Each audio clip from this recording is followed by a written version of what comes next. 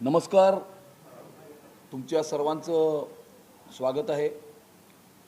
उदय सामंतजी आणि आशिष शेलारजी हे प्रचारामध्ये वेगवेगळ्या ठिकाणी असल्यामुळे ते त्या ठिकाणाहून आपली प्रतिक्रिया जी आहे ती आपल्यापर्यंत पोहोचवतील. उदय सामंतजी हे बाळासाहेब भवनला आहेत आणि आशिष शेलारजी उत्तर मुंबईमध्ये प्रचार करत आहेत. अगदी शेवटच्या घटकेला काही लोकांना 2 वाजता प्रेस घेण्याचं सुचलं, मग म्हणून म्हटलं की उत्तर दिल्याशिवाय संध्याकाळ होऊ नये आणि त्यामुळे आता ही पत्रकार परिषद किंवा आपल्याशी संवाद हा या ठिकाणी आयोजित केला आहे. काल सन्माननीय मुख्यमंत्री देवेंद्र फडणवीस साहेबांनी कालच्या शिवाजी पार्कच्या महासभेमध्ये दोन्ही भावांचं दुटप्पीपणा आणि ढोंगीपणा हा पूर्णपणे महाराष्ट्राच्या आणि मुंबई शहराच्या जनतेच्या समोर उघडकीस आणलेला आहे. आणि त्यामुळे कशा प्रकारे उद्योग महाराष्ट्रात येतात तसेच अन्य राज्यातही उद्योग कसे जातात यावर त्यांनी विस्तृत अशा प्रकारचं प्रेझेंटेशनही केलेलं आहे. आज दुपारी 2 वाजता राज ठाकरे यांनी पुन्हा एकदा पत्रकार परिषद घेतली आणि मग त्या पत्रकार परिषदेमध्ये असं म्हणाले की माझा उद्योगांना विरोध नाही, परंतु उद्योग करत असताना फार कमी वेळामध्ये एखाद्या उद्योगपतीची वाढ खूप जास्त झाली, हे काही जरा वेगळं वाटतं, एवढंच मला सांगायचं होतं. आणि नंतर कुठल्याही प्रश्नांना उत्तर न देता तिथून ते उठून गेले. कालच सन्माननीय मुख्यमंत्री देवेंद्र फडणवीस साहेबांनी आपल्या भाषणामध्ये असं म्हटलं होतं की आम्हाला मराठी तरुणांना उद्योजक करायचं आहे. गेल्या 10 वर्षामध्ये 11 वर्षामध्ये पंतप्रधान नरेंद्र मोदीजी आणि सन्माननीय मुख्यमंत्री देवेंद्र फडणवीस साहेबांनी राबवलेल्या विविध प्रकारच्या योजना, स्टार्टअप इंडिया, स्टँडअप इंडिया या माध्यमातून मराठी तरुणांना मोठ्या प्रमाणावरती उद्योजक तयार करून देण्याची नीती ही राज्य आणि केंद्र सरकारने राबवली असून सर्वात जास्त स्टार्टअप्स हे केंद्र सरकारकडे मुंबई शहरातून नोंदवले गेलेले आहेत.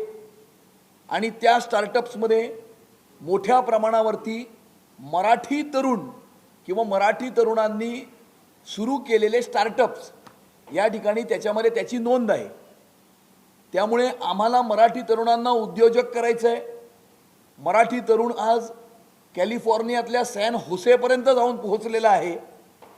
IT सेक्टरमध्ये अमेरिकेत सुद्धा मोठ्या प्रमाणावरती चांगली कामगिरी हा मराठी तरुण त्या ठिकाणी करत आहे.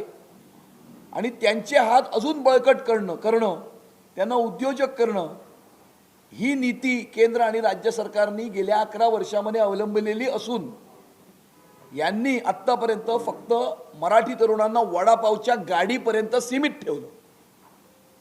सर्वप्रथम मी राज ठाकरे यांना सवाल करतो की मराठी तरुणांना नोकऱ्या आणि उद्योजक देण्यासाठी फंड रेझिंग करण्यासाठी त्यांनी शिवउद्योग सेनेची स्थापना केली होती.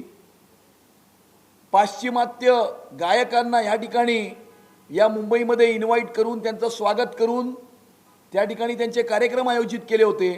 शिवउद्योग सेनेच्या मार्फत किती मराठी तरुणांना रोजगार दिले किंवा शिवउद्योग सेनेच्या मार्फत किती मराठी तरुणांना उद्योजक केलं याचं स्पष्टीकरण सर्वप्रथम राज ठाकरेंनी द्यावं. की मराठी तरुणांच्या नावावरती मोठमोठे इव्हेंट्स करायचे, स्पॉन्सरशिप जमा करायची, पैसे जमा करायचे आणि नंतर गायब व्हायचं, हीच नीती गेल्या अनेक वर्षामध्ये राज ठाकरे यांनी अवलंबलेली आहे. अशा प्रकारचं चित्र आपल्याला समोर दिसतंय. एका पर्टिक्युलर उद्योगपतीला टार्गेट करून या ठिकाणी ते जे काही म्हणाले किंवा ते एक्सपोनेन्शियल राईज झालेली आहे असं म्हणाले. माझा राज ठाकरेंना सवाल आहे की तुमची एक्सपोनेन्शियल राईज कशी झाली याच्यावरती स्पष्टीकरण आपण द्यावे.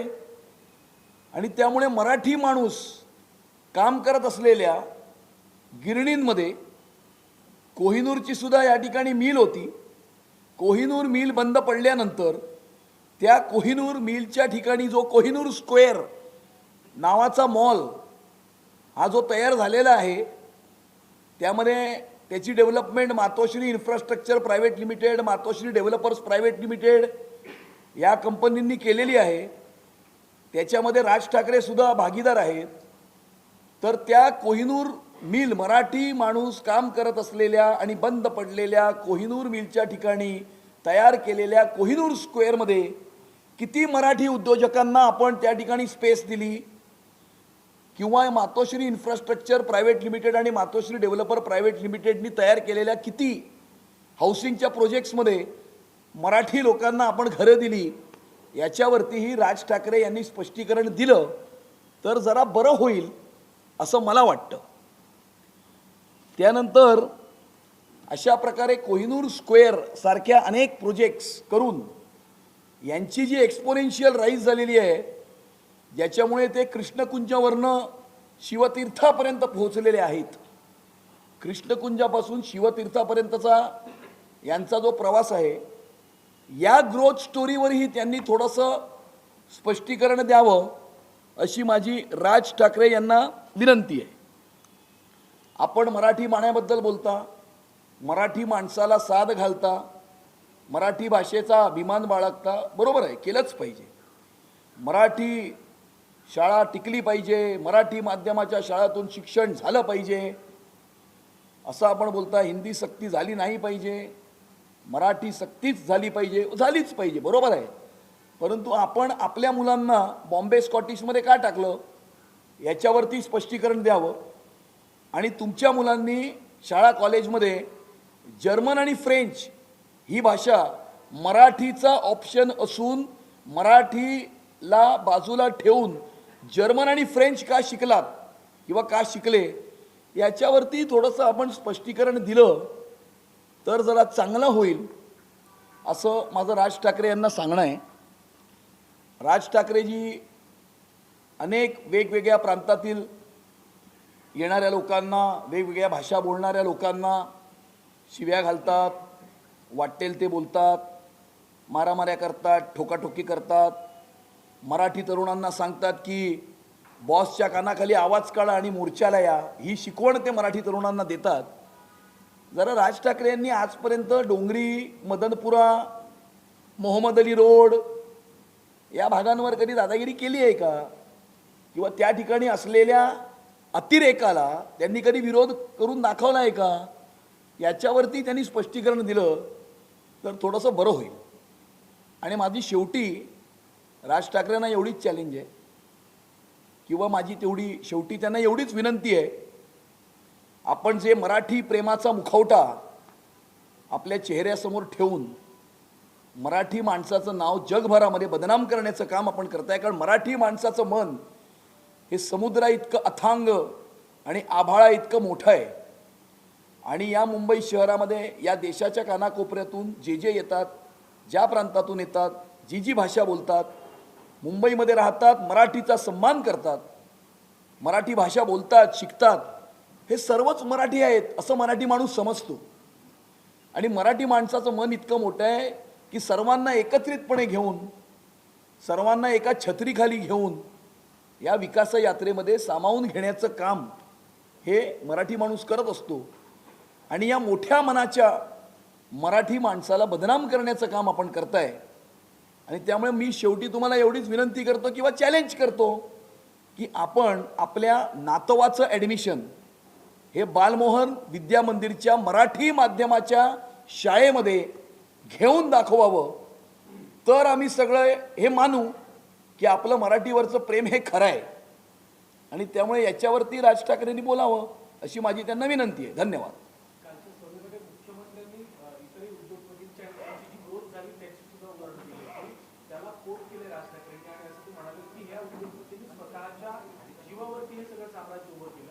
पण अदानींनी मागच्या 10 वर्षांमध्ये केंद्राच्या आणि भाजपच्या पाठिंब्यानं या सगळ्या साम्राज्याची उभारणी केली. जर त्यांचं ते मत असेल आणि आपण आपल्या मताचे जर पक्के असू आणि आपण आपल्या मताशी जर कट्टर असू, तसं आम्ही आमच्या मताशी कट्टर आहोत. राष्ट्रवादी काँग्रेस पार्टी जरी आमच्या सरकारमध्ये असली आणि नवाब मलिकने त्यांचं नेतृत्व केलं तर आम्हाला नवाब मलिकच्या नेतृत्वातली राष्ट्रवादी काँग्रेस पार्टी मान्य नाही. आम्ही त्यांचा पाठिंबा घेणार नाही, त्यांच्याबरोबर युती करणार नाही. आम्ही कट्टर आहोत, पक्के आहोत. तुमचं जर अडाणी विरुद्धचं किंवा अडाणींच्या बद्दलचं मत इतकं पक्कं आहे, मग त्यांना तुम्ही घरी आणून गळाभेटी का करता? तुम्ही त्यांच्या घरी कशाला जाता? माझं जर एखाद्याशी मत बरोबर नाही किंवा माझं जमत नाही तर मी नाही जाणार त्यांच्या घरी. त्यामुळे दुटप्पी आणि ढोंगीपणाची भूमिका आहे. आणि अदानी कंपनी काही आता 2014 जन्माला नाही आली, अनेक वर्षापासून त्यांची कंपनी आहे. टाटाही अनेक वर्षापासून आहे. अनेक उद्योग समूह हे अनेक वर्षापासून या भारतामध्ये आणि भारताच्या बाहेर काम करत आहे. मग एखाद्या कुठल्या तरी व्यक्तीला पॉईंट आउट करायचं, टार्गेट करायचं आणि त्याच्यातनं काहीतरी फेक नरेटिव्ह क्रिएट करण्याचा प्रयत्न करायचा, त्याच्यापेक्षा आपण ज्या वेळेला शिवसेनेमध्ये होता 2007 पर्यंत, 97 ते 2007 महानगरपालिका तुमच्या ताब्यात होती, तेवढ्या कालावधीमध्ये आपण मुंबईसाठी, मराठी माणसासाठी, मुंबई शहरासाठी काय काम केलं? एक काम दाखवा. आणि त्यामुळे ही सगळी दुटप्पी आणि ढोंगीपणाची भूमिका आहे. उद्धव ठाकरे शाखा भेटी घेत आहेत, त्या ठिकाणी आव्हान करतायत की निवडणूक आहे, निवडणुकीच्या काळामध्ये पापाचा पैसा जो आहे तो वाटला जाईल, त्याला हात लावू नका, विचार करा, असं त्यांनी एक आव्हान केलं. पापाचा पैसा मुंबईच्या महानगरपालिकेमध्ये बसून या ठिकाणी 25 वर्ष कोणी जमा केला हे मुंबईकरांना चांगलं माहिती आहे. आणि ज्या वेळेला डिमॉनिटायझेशन झालं त्यावेळेला माझं तळघर गेलं अशा बोंबा कोणी मारल्या होता हे सुद्धा महाराष्ट्राच्या जनतेला खूप चांगलं माहिती आहे. लाडके बहिणीचे पैसे आहेत ते यायला सुरुवात झालेली आहे. ज्या पद्धतीने निवडणूक आयोगाने पत्र खरं तर काँग्रेसने दिलं होतं, त्यामुळे निवडणूक आयोगाने देखील सांगितलं की लाडक्या बहिणीचे पैसे देतात. मात्र आता एक हप्ता यायला सुरुवात झाली. नाही, सरकार आपलं काम, आपली प्रोसेस हे गेल्या 1.5 वर्षापासून येत आहेत ना. पैसे आज येत आहेत असं नाही आहे. 1.5 वर्षापासून ऑगस्ट 2024 पासून ही स्कीम चालू आहे. आणि त्यामुळे त्या scheme it is a continuous process. सरकार आपलं काम करत असतं. योजना काय निवडणुकीमध्ये योजना बंद पडत नसतात, योजना चालूच राहतात. त्यामुळे कायद्याच्या अधीन राहून जी त्यामध्ये योजना चालते ती चालू आहे. सरकारचं असं नियोजन सुरू होतं की उद्या मकर संक्रांत आहे, त्यामुळे अग्रिम हप्ता लाडक्या बहिणीला द्यावा, जेणेकरून मकर संक्रांत सुद्धा गोड होईल. 3,000 रुपये एकत्र डिपॉझिट करण्याचा विचार होता. मात्र काँग्रेसच्या सरचिटणीसांनी तुम्ही पत्र दिलं निवडणूक आयोगाला की ही एक प्रकारची सामूहिक सरकारी लाभ देण्याचा प्रयत्न आहे 1 कोटी महिलांना प्रभावित करण्यासाठी. आणि म्हणून आयोगाने आता आदेश दिला आहे की अग्रिम तुम्हाला देताना नाही, रेग्युलर हप्ता देता येईल. त्यामुळे फक्त 1,500 रुपये आहेत ते महिलांच्या खात्यात जमा झाले. मग जे आदेश इलेक्शन कमिशनने दिले आहेत त्याच्या आधीच राहून सरकारने कारवाई केलेली आहे. त्यामुळे त्याच्यामध्ये काही इल्लीगल किंवा अनऑथराईज नाहीच आहे. तुम्हीच तुमचं उत्तर दिलंय. अग्रिम जर मिळाला असता तर महिलांची संख्या आणखी गोड झाली असती का? नाही, ते असं आहे की कुठले ज्या वेळेला सण येतात, गणपती, नवरात्री, गुढीपाडवा, त्यावेळेला सरकार असा विचार करत असते की सण असल्यामुळे पुढच्या महिन्याचाही हप्ता याच महिन्यामध्ये देऊ, जेणेकरून सणामध्ये आपल्या लाडक्या बहिणींना त्याचा उपयोग करता येईल. पण आता इलेक्शन कमिशनने काही स्पेसिफिक डायरेक्शन्स दिले आहेत, त्या डायरेक्शनचं पालन करणं हे सरकारचं कर्तव्य आहे.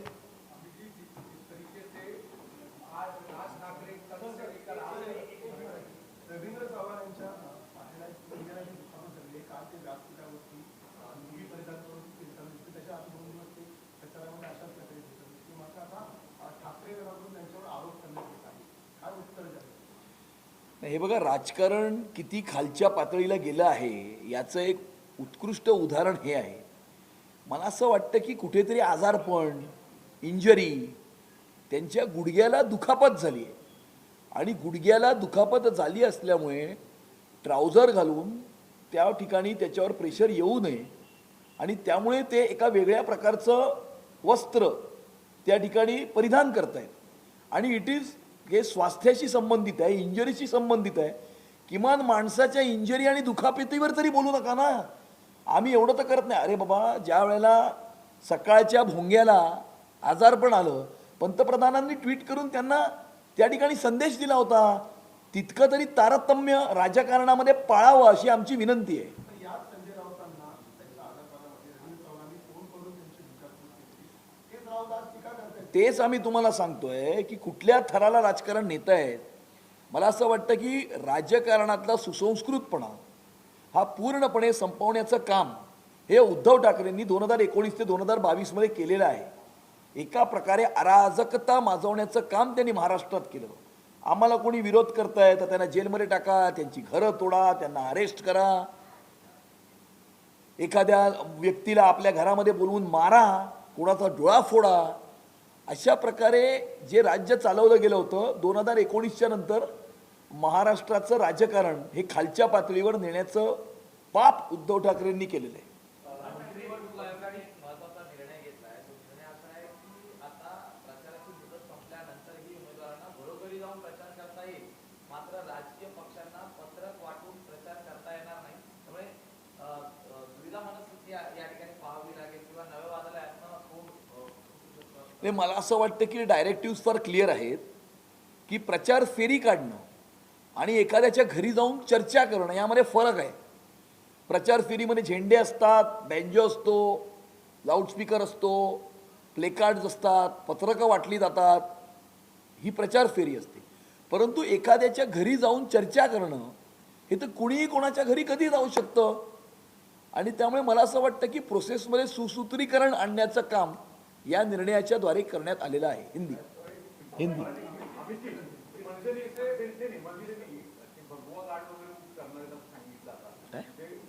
भगवा घाट नावाने राजचंद्र अनेक ठिकाणी मतदान केंद्रावर त्यांचे मनसेचे लोक उभा करणारे त्याच्यामुळे बोगस मतदार आहे ते घेऊन येतात आणि जर आले तर त्यांना मारहाण दोन्ही पक्षांनी मिळून ते भरारी पथक काढलेलं आहे जे अशा ठिकाणी असणार मतदार आणि जो दुबार मतदार येईल त्याला त्या ठिकाणी मारणार असल्याचं देखील स्पष्टपणे संजय राऊत सकाळी म्हणाले. नाही, मला असं वाटतं की पूर्णपणे मतदानाच्या प्रोसेसमध्ये इंटरफिअर करणं, अराजकता माजवणं, भीतीचं वातावरण निर्माण करणं आणि त्या ठिकाणी जी डेमोक्रॅटिक प्रोसेस चालू आहे, आता तुम्ही भगव्या गार्डच्या नावाने कोणाला मारहाण करणार आणि कोणाला नाही करणार हे कसं ठरवणार? दुबार मतदार कोण आहे हे आतमध्ये बसलेले अधिकारी पोलिंग स्टेशनवर बसलेत ना, त्यांच्याकडे यादी आहे, ते सगळे डॉक्युमेंट चेक करतात. त्यामुळे इलेक्शन कमिशनवर आणि त्या ठिकाणी त्या अधिकाऱ्यांवर तुमचा विश्वास नाही. मग असं तर उद्या कोणी रस्त्यावरती येईल, मारामाऱ्या करेल, कोणालाही पकडेल, काही मारामाऱ्या चालतील, मग त्याला काय अर्थ राहतो? त्याला काही अर्थ राहत नाही. आणि त्यामुळे निवडणुकीच्या प्रक्रियेमध्ये अडथळे आणण्याचा हा प्रयत्न आहे. हिंदी हिंदी हिंदी हिंदी शेवटचा प्रश्न घेतो हा, कारण मतदान केंद्राच्या बाहेर अशा प्रकारे भगवा घाट उभे करणार आहे. कायदा सुव्यवस्थेचा प्रश्न होऊ शकतो का निर्माण? हा पहिला. तेच सांगितलं ना मी. दुसरा प्रश्न असा आहे की तुम्ही मुख्यमंत्री किंवा निवडणूक आयुक्त त्यांच्याकडे याबाबत तक्रार करणार का भाजपमध्ये? आम्ही योग्य वेळी याची चर्चा करून निर्णय घेऊ.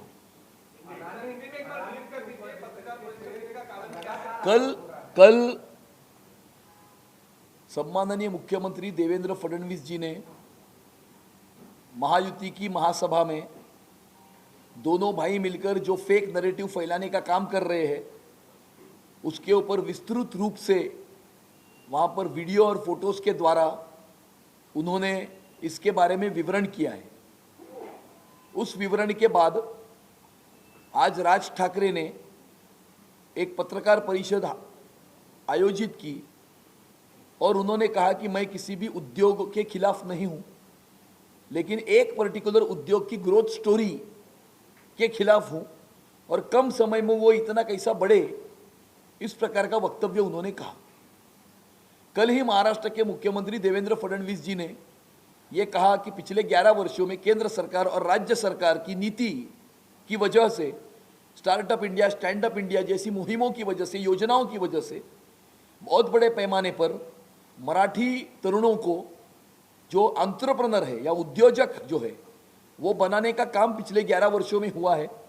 मुंबई में सबसे ज़्यादा स्टार्टअप्स रजिस्टर किए गए हैं और इन स्टार्टअप्स में मराठी जो युवक है वो बहुत बड़े पैमाने पर इसमें सम्मिलित है. आज तक इन भाइयों ने मराठी तरुणों को या मराठी युवकों को वड़ा पाव की गाड़ी तक सीमित रखा था. उन मराठी युवकों को उद्योजक, एंटरप्रेन्योर बनाने का काम मोदी जी की सरकार और देवेंद्र जी की सरकार ने पिछले 11 वर्षों में किया है. आज जो मराठी का नैरेटिव लेकर आगे बढ़ रहे हैं, मराठी मानुस की आखिरी लड़ाई है, इस प्रकार का वक्तव्य जो कर रहे हैं, उस राज ठाकरे से मेरा ये सवाल है कि उन्होंने 1997 में शिव उद्योग सेना की स्थापना की थी.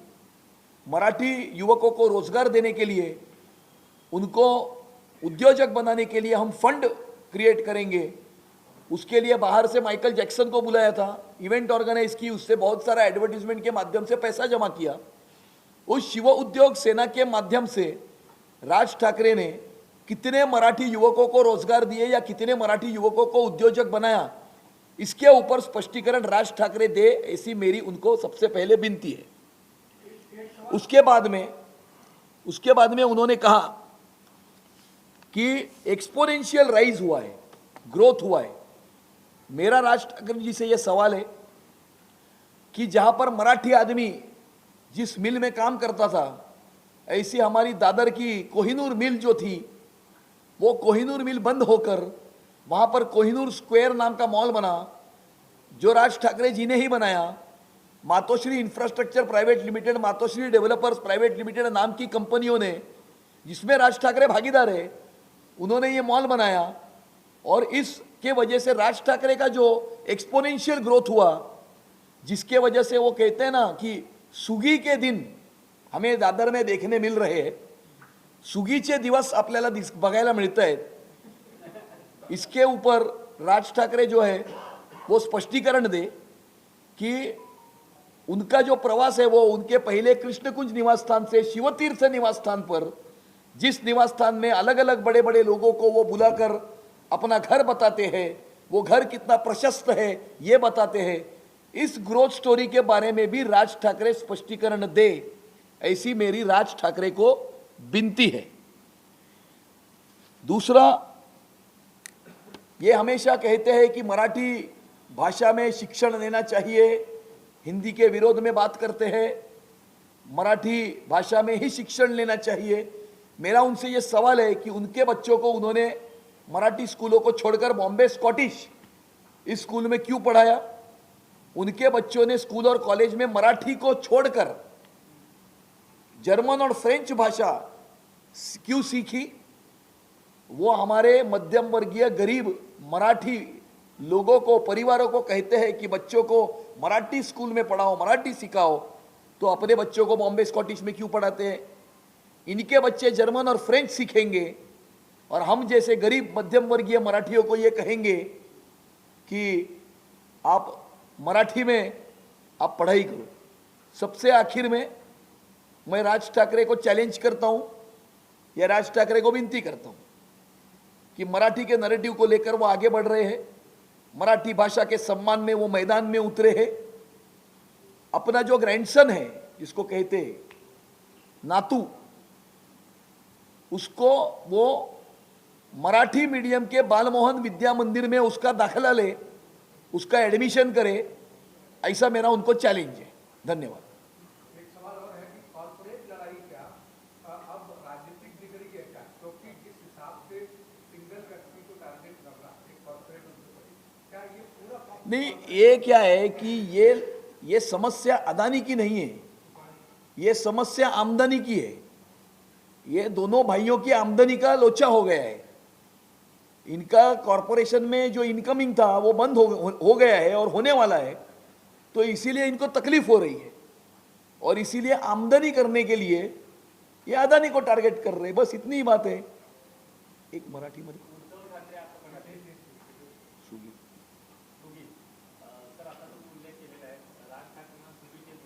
नाही, राज ठाकरेंचा एक्सपोनेन्शियल राईज हा मराठी माणूस काम करत असलेल्या कोहिनूर मिलच्या जागी कोहिनूर स्क्वेअरमध्ये बिल्डिंग बांधल्यानंतर त्यांचा जो एक्सपोनेन्शियल राईज झाला आणि दादर शिवाजी पार्कमध्ये जे सुगीचे दिवस आपल्याला पाहायला मिळतात, त्याच्यावरही थोडंसं राज ठाकरेंनी स्पष्टीकरण द्यावं अशी माझी त्यांना विनंती आहे। धन्यवाद। अकबरुद्दीन ओवैसी ने कल खुले में कहा है कि सभी मुसलमान एकजुट हो जाए, अन्यथा हमारी आने वाली नस्लें माफ नहीं करेंगी। हम यहाँ किराएदार नहीं, मालिक हैं। ओवैसी की ये फितरत है कि इस प्रकार के समाज विरोधी, देश विघातक, देश विरोधी, जिहादी इस प्रकार के बयान हमेशा करके देश को, समाज को विभाजित करने का काम वो करते हैं। और मुझे ऐसा लगता है कि भारत के संविधान को सबसे बड़ा खतरा ओवैसी जैसे लोगों से है।